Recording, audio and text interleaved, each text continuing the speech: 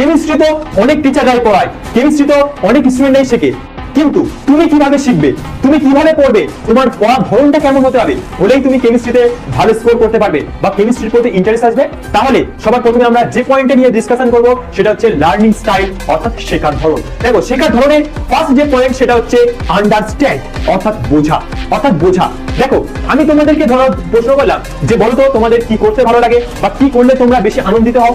তোমাদের মধ্যে অনেক স্টুডেন্টরা বলবে যে স্যার আমি খেলতে ভালোবাসি, খেলতে আমার বেশি ভালো লাগে। তোমার যদি খেলতে ভালো লাগে তার কারণ হচ্ছে তুমি খেলা জিনিসটাকে খুব ভালোভাবে বোঝো। ধরো তোমার ক্রিকেট খেলতে ভালো লাগে, তার মানে তুমি ক্রিকেট খেলার নিয়মটা খুব ভালোভাবে বোঝো এবং ক্রিকেট খেলে তুমি মজা পাও, আনন্দিত হও, তাই তোমার ফেভারিট কাজ হচ্ছে খেলা, ক্রিকেট খেলা। একইভাবে তুমি যদি কোনো জিনিসকে খুব ভালোভাবে বুঝতে পারো এবং বুঝে সেই জিনিসটা প্র্যাকটিস করার সময় যদি তুমি খুব এনজয় পাও, ফিলিংস পাও, তাহলে কিন্তু তোমার সেই জিনিসটা করতে ভালো লাগবে। সুতরাং কেমিস্ট্রির প্রতি ভালোবাসা আসতে গেলে বা কেমিস্ট্রিতে হিরো হতে গেলে তোমাদেরকে সবার প্রথমে 1 নম্বর আন্ডারস্ট্যান্ড, কেমিস্ট্রিটাকে খুব ভালোভাবে বুঝতে হবে। সুতরাং যে বেসিক জিনিসগুলো আছে সেই বেসিক জিনিসগুলোকে ভালোভাবে বোঝো এবং যে টিচারের কাছে পড়লে তোমার বেশি সুবিধা হয়, যে টিচারের কাছে পড়লে তুমি খুব ভালোভাবে বুঝতে পারো, তোমার কমফোর্টেবল মনে হয়, তুমি সেই টিচারকে সিলেক্ট করো। যে বই পড়লে তোমার সুবিধা হবে সেই বইকে তুমি ইউজ করো এবং জিনিসগুলোকে বুঝে বুঝে পড়ো। তাহলে কেমিস্ট্রিতে ভালো লাগতে গেলে সবার প্রথমে কেমিস্ট্রি সাবজেক্টটা বুঝতে হবে, ঠিক আছে।